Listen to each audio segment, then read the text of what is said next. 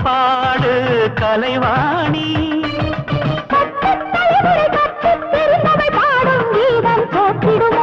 முத்து தமிழிசை முற்றும் அறிந்தவன் முன்னால் ஏன் இந்த தலைகனமோ